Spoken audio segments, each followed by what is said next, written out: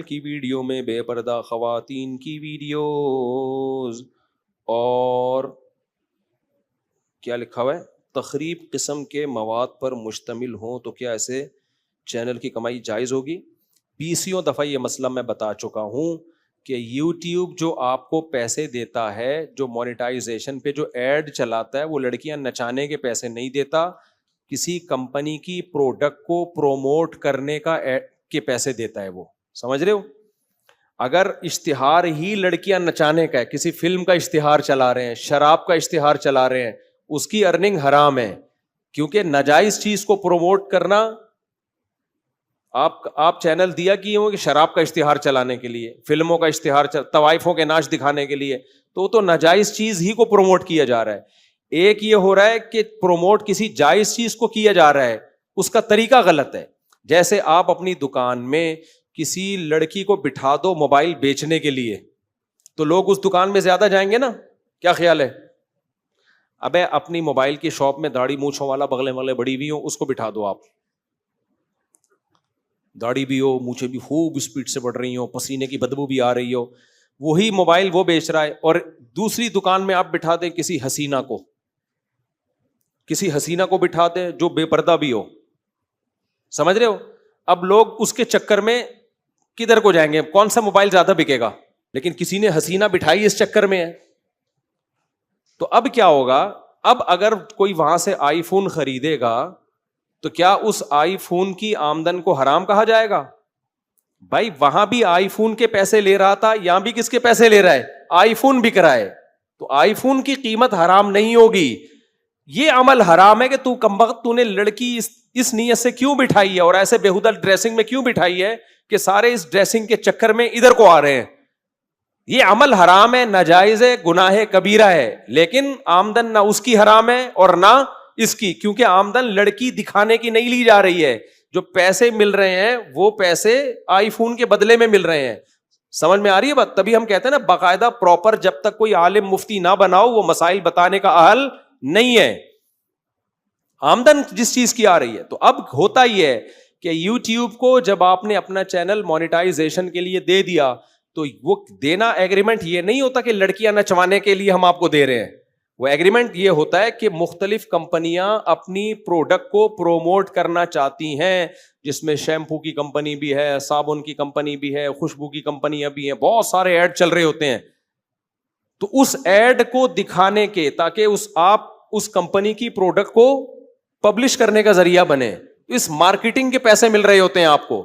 اب اس مارکیٹنگ کا جو طریقہ ہے وہ طریقہ غلط ہے. وہ کیا ہے کہ کمپنیاں جو ایڈ بناتی ہیں اس میں لڑکیاں دکھاتی ہیں تاکہ لڑکی کے چکر میں لوگ آئیں اور شیمپو دیکھ لیں اس بہانے. تو یہ اشتہار بنانا ناجائز عمل ہے. سمجھتے ہو کہ نہیں سمجھتے؟ لیکن اس کی ارننگ حرام نہیں ہوگی. ارننگ اس پروڈکٹ کو پروموٹ کرنے کی گوگل لے رہا ہے اور اسی میں سے آپ کو بھی کمیشن دے رہا ہے. تو اس لیے یوٹیوب کی مونیٹائزیشن کی ارننگ حرام نہیں ہوگی. ہاں آپ یہ کہہ سکتے ہیں کہ ارننگ حرام نہیں ہے لیکن لڑکیاں دکھانے کا گناہ تو مل رہا ہے نا.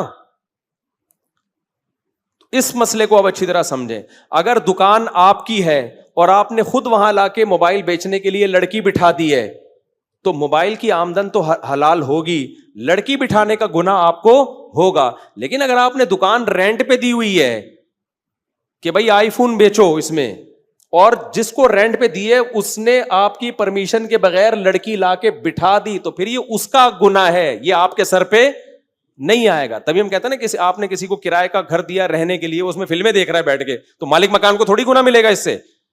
بھائی آپ نے رہنے کے لیے دیا ہے، یہ اس کا اپنا ذاتی عمل ہے.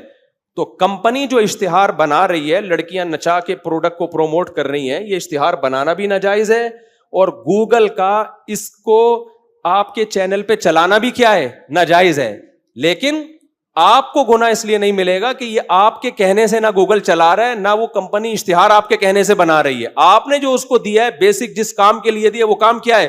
بھائی کمپنیوں کی پروڈکٹ کو پروموٹ کرنا. یہ کام بذات خود جائز ہے. جیسے آپ نے کسی کو اپنی دکان شراب کے لیے نہیں دی ہے، آئی فون بیچنے کے لیے دی ہے، ایک حلال کام کے لیے دی ہے. اب حلال کام وہ کر رہا ہے لیکن اس کو پروموٹ کرنے کے لیے لڑکیوں کا استعمال کر رہا ہے. تو اس میں دکان کا مالک بھی گنہگار نہیں ہے، نہ وہ گنہگار ہے جس نے آئی فون اس کو بیچنے کے لیے دیا. گنہگار وہ ہے جو بیچنے کے لیے خود سے یہ غلط طریقہ استعمال کر رہا ہے. سمجھتے ہو کہ نہیں سمجھتے؟ تو یہ مفتیوں کا کام ہے کسی چیز کے بارے میں فتویٰ دینا کہ حلال ہے حرام ہے. آج کل جس کمبخت کو کچھ بھی نہیں آتا نا وہ مفتی بن کے فتویٰ دے رہا ہوتا ہے. اسی وجہ سے ہم یہ کہتے ہیں کہ کچھ اشتہارات ناجائز بھی چلا دیتا ہے گوگل. شراب کا اشتہار چلا دیا, سودی بینک کا اشتہار چلا دیا, اس کو پروموٹ, تو یہ تو پروموشن ہی حرام ہے نا. تو اس میں پھر کیا ہوتا ہے کہ آپ کی حلال میں کچھ حرام شامل ہو جاتا ہے. اس کی مثال ایسے جیسے آپ نے آئی فون بیچنے کے لیے دکان دی تھی لیکن اس میں شراب بھی بیچ رہا ہے, وہ شراب بھی بیچ رہا ہے, آپ کی پرمیشن نہیں ہے لیکن وہ بیچ رہا ہے.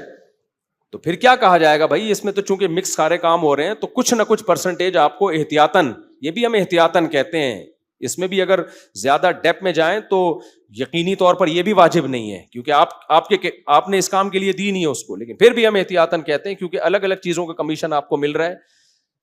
تو باقاعدہ ہر اشتہار چلانے کا کرائے پہ دکان تو آپ نے دے دی نا ایک دفعہ, یہاں تو ہر جب بھی کوئی چیز بکے گی اس کا کمیشن آپ کو دیا جائے گا. تو اگر شراب بک رہی ہے اس کا کمیشن تو پھر وہ تو حرام ہے.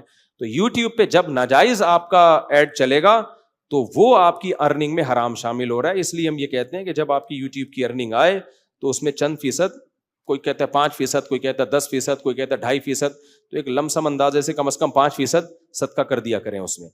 پھر بھی اگر یہ جو آج کل کے کچھ اسکالر آئے ہوئے نا جو علماء پہ اعتراض کرتے ہیں, پھر میں ان سے کہتا ہوں کہ اگر تم یوٹیوب کی ارننگ کو حرام کہتے ہو نا تو پھر تمیز سے حرام کہو, دوغلی پالیسی اختیار مت کرو, کیونکہ جس کی آمدن حرام ہوتی ہے نا اس کی چائے پینا بھی حرام ہے. پھر سمجھ رہے ہو, پھر یہ نہیں بولو کہ یہ مذہبی اسکالرز جو ہیں ان کے چینل مونیٹائز ہوئے ہوئے ہیں یہ حرام کھا رہے ہیں, پھر جتنے ولاگر ہیں سب حرام کھا رہے ہیں.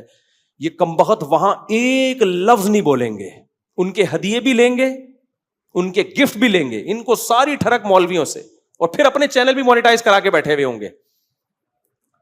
اور یہ کہتے ہیں کہ ان مولویوں نے اپنے لیے یہ حلال ہونے کا فتویٰ دیا, حالانکہ ہمارا جب چینل بھی نہیں تھا تب ہم نے یوٹیوب کی ارننگ کو حلال قرار دیا, جب ہم چینل بنانے کا سوچا بھی نہیں تھا ہم نے.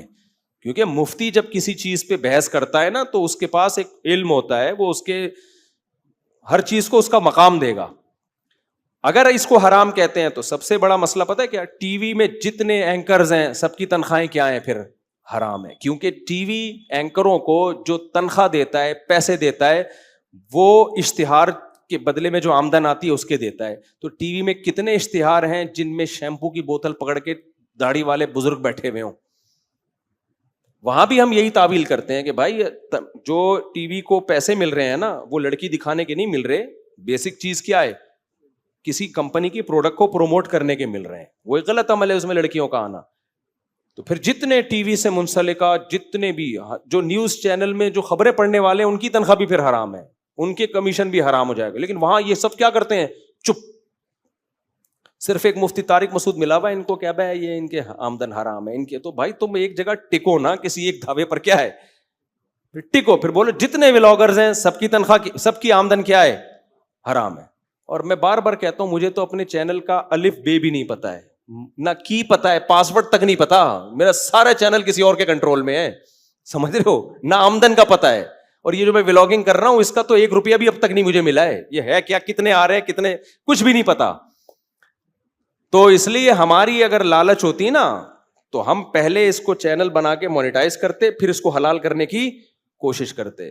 ہمیں چونکہ اس کا تھا ہی نہیں تو ہم نے پہلے اس پہ تحقیق کی ہے, پبلک کو دیکھا ہے کہ یار عوام کو وہ چیز دو جس میں عوام کی سہولت ہو, پھر ان کو ہم نے فتویٰ دیا. اس چینل تو ہمارا بہت بعد میں بنا ہے اور مونیٹائز